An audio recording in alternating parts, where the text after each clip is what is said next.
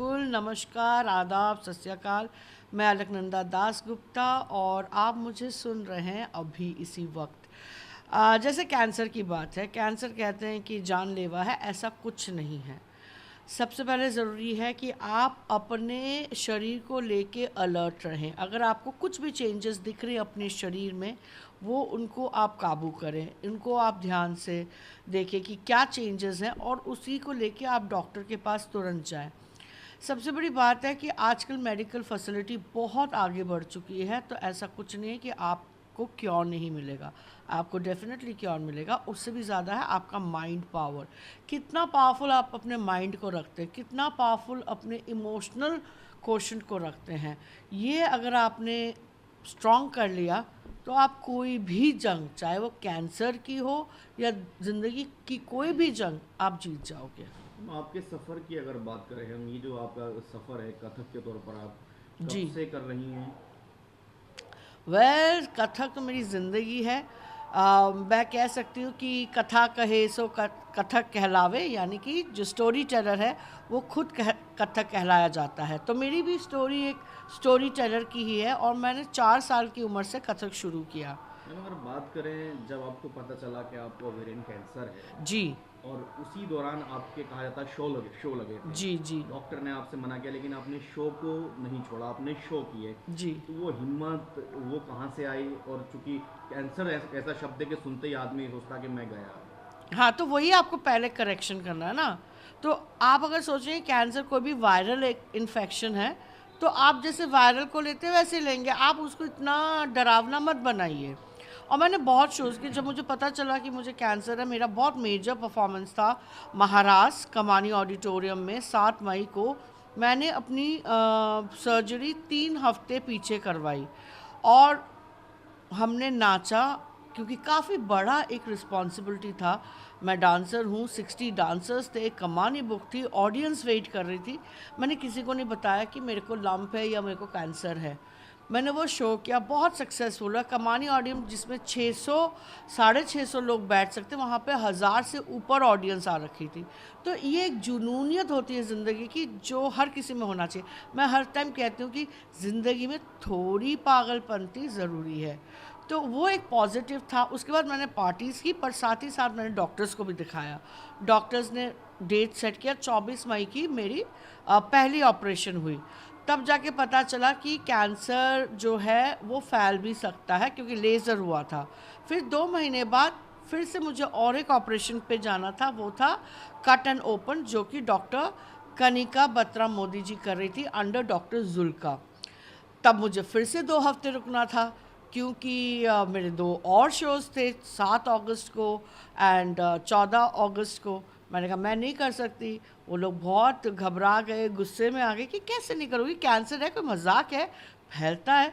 मैंने कहा 2 हफ्तों में मैं नहीं मरूँगी। और मैं अपने फ्रेंड्स को भी कहती हूँ इतनी जल्दी तुमको मेरे से छुटकारा नहीं मिलने वाला है, तो इतनी जल्दी मुझे कुछ होगा नहीं। तो एक होता है अपने पे विश्वास होना चाहिए कि कुछ नहीं होगा आपको, और सेकेंडली ऊपर वाले पे विश्वास होना चाहिए कि वो कुछ होने नहीं देगा आपको। मैं हर टाइम ये कहती हूँ कि I am God's favourite child, और मैं ये मानती हूँ कि मैं अपने भगवान की फेवरेट चाइल्ड हूँ, अपने गुरु की मैं फेवरेट बच्ची हूँ। तो मुझे कुछ हो ही नहीं सकता। फिर मैंने 2 शोज़ किए और फिर 2 हफ्ते के बाद मैंने अपना ओपन कट सर्जरी करवाया, जिसमें मुझे 36 टाँके लगे और 36 स्टेपल्स लगे पूरे स्टमक के थ्रू। एंड 12 दिन बाद मैं फिर नाच रही थी गणपति उत्सव पे, ऋचा अनिरुद्ध जी के घर पे। मैम स्टमक में 36 टाँके होने के बावजूद आपने परफॉर्म किया, जी। फैमिली का क्या रिएक्शन था, डॉक्टर्स का क्या रिएक्शन था? क्योंकि 36 टाँके हो।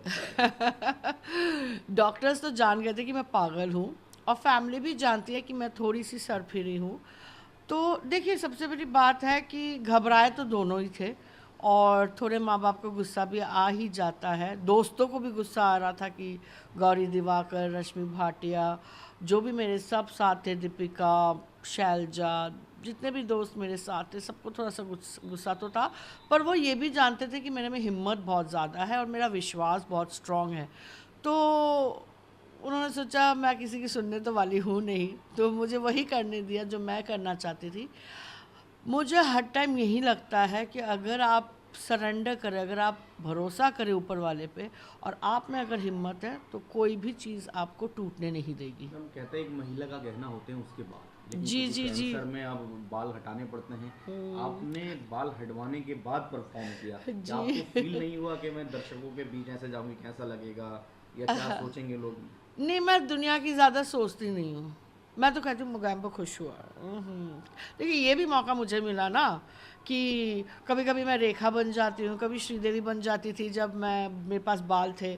अब मुझे मोगैम्बो बनने का भी एक मौका मिला। तो आप ज़िंदगी को कैसे लेते हैं, जैसे मैंने फिर बोला, थोड़ा हंसी मजाक से शाकाल बनने का मुझे मौका मिला। और मैं बहुत ऐसे ऐसे के टैप करके मैं अपने स्टूडेंट्स को भी बहुत, मेरे स्टूडेंट्स ने पूछा कि मैम आपने बाल क्यों कटवाए, तो मैंने उनको पूरा समझाया कि देखो मेरे को बीमारी हुई थी, उसके वजह से मेरे बाल गए हैं। छोटी बच्ची है वो, तो क्या मैं बुरी लग रही हूँ? कहते नहीं मैम आप अच्छी लग रही हो। एंड वो है कि आपको पहले अपने आप को एक्सेप्ट करना है। अगर आपने अपने आप को स्वीकार कर लिया, पूरी दुनिया आपको स्वीकार करती है। और बाल जो है वो तो एक एक्सटेंशन है, जैसे नाखून होते हैं, आप नाखून काटते हैं बीमारी के लिए कि मुझे ठीक होना था तो मुझे कीमोथेरेपी लेनी थी।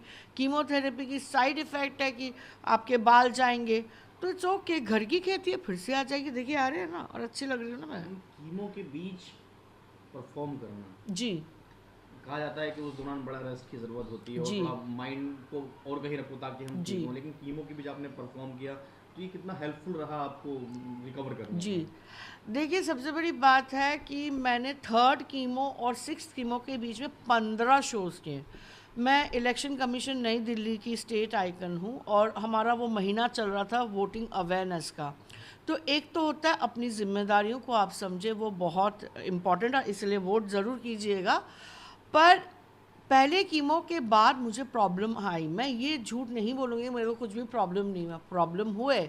मेरे को नौजिया लगा, उल्टियाँ लगती थी, मैं बिस्तर से उठना नहीं चाहती थी, लेटे रहना चाहती थी, और भूख नहीं लगती थी, खाना नहीं खा पा रही थी। तो मैंने पहला कीमो तो ऐसे ही उसको निकाला। पर दूसरे कीमो में जब फिर से वही चीज़ें होने लगी तो मैंने अपने दिमाग को भटकाया। मैंने कहा नहीं, मैंने डॉक्टर को सीधा फ़ोन किया कि मुझे वापस वैसे ही लग रहा है, क्या मैं शॉपिंग जा सकती हूँ? आपको जो करने का शौक़ लगे ना वो आप कीजिए। तो उन्होंने कहा हाँ मास्क पहनो और शॉपिंग पे जाओ, क्योंकि आपकी इम्यूनिटी कम हो जाती है। तो मैंने मास्क पहना, अपनी एक स्टूडेंट को लिया और मैं शॉपिंग चली गई। और मेरा ध्यान भटक गया 3-4 घंटे, मेरे को ऐसा लगा ही नहीं कि मैं बीमार हूँ। और वैसे करके मुझे पता चल गया कि अगर मैं अपने दिमाग को अलग रखूँ अपनी बीमारी से तो मैं इसको ज़्यादा बेहतर लड़ सकती हूँ। एंड सेकेंडली क्योंकि मेरी एक रिस्पॉन्सिबिलिटी है इलेक्शन कमीशन की तरफ से, वोटर्स की तरफ, आम जनता की तरफ, तो मुझे ये लगा कि मुझे ये काम करना ही चाहिए। और डांस करते करते मैं ऐसे टोपी खोलती थी और नीचे फेंकती थी, छाप तिलक न, तो लोग एकदम हैरान हो जाते थे, ओ। और वो भी एक सपोर्ट मिलता था मुझे पब्लिक से कि वो मुझको कभी कभी स्टार्स दिखा रहे अपने मोबाइल के लाइट के ज़रिए और खुश हो रहे हैं मेरे लिए दुआएं मांग रहे हैं। तो इससे ज़्यादा मैं क्या मांग सकती हूँ? मैम, उन महिलाओं के लिए क्या आप संदेश देंगी जो टूट जाती हैं बीमारी को लेकर, लेकिन चूंकि आप एक एग्जाम्पल हैं उन महिलाओं के लिए, आपने एग्जाम्पल सेट भी किया, वाकई कैंसर जैसी बीमारी के बीच आपने परफॉर्म किया है, क्या मैसेज होगा उन महिलाओं के लिए कि वो टूटे ना और हमारे बीच आकर ही रहें और समझें कि बिल्कुल कुछ भी कर बिल्कुल। सकते हैं? देखिए सब बहनें एंड फ्रेंड्स, दोस्त, महिला यानी कि माँ दुर्गा, माँ शक्ति, और हमारे अंदर शक्ति है, हम जननी हैं, हम आगे के वंश को बढ़ाते हैं। तो आप तो शक्ति संपूर्ण है। तो ये तो आपको अपने अंदर हिम्मत डालनी चाहिए कि आप कभी भी ना टूटे। ये जो शक्ति है वो आपके दिमाग में है, वो आपके मन में है, वो आपके कण कण में है। अगर आप ये चीज़ याद रखें कि आप शक्ति स्वरूप है तो आप कभी नहीं टूटेंगे। और आपकी ज़िंदगी के ऊपर बहुत सारी ज़िंदगियाँ निर्भर है, चाहे आपके परिवार हो, आपके बच्चे हो, आपके माँ बाप हो, तो वो भी आपकी जिम्मेदारी है। और प्लस अपने आप को महत्व दीजिए, अपने आप को प्रायोरिटाइज कीजिए। हम महिलाएं भूल जाते हैं अपने आप को, परिवार को आगे रखते रखते, जिम्मेदारियों को आगे रखते रखते हम अपने को भूल जाते हैं। अपने को याद रखिए, अपने को महत्व दीजिए और अपने लिए भी सोचिए, चाहे वो स्वास्थ्य के लिए हो, चाहे वो फाइनेंशियल इंडिपेंडेंस हो, चाहे वो सम्मान के प्रति हो। तो अपने आप को प्रायोरिटाइज कीजिए। मैं निमोनिया में थी, मुझे पता ही नहीं चला कि मुझे निमोनिया हो गया है। उसके अगले दिन मैं हॉस्पिटलाइज खुद ही हुई और फिर पता चला कि सिटी स्कैन में कि भैया कहता हर चीज़ को कि उसका बोर्ड आने से पहले मेरे शोज़ ख़त्म हो जाए, बीमार पड़ जाऊंगी ये नहीं पता था, पर उसके बोर्ड के आते आते मैं रिकवर भी कर गई। फिर उसके बोर्ड्स हुए, उसके बाद अब तो मैं एकदम टन वगैरह चल रहा है। हाँ, अभी शोज वगैरह अभी करनी है 13 मई को एक शो है। फिर ये टाइम एक्चुअली शोज़ का नहीं होता है।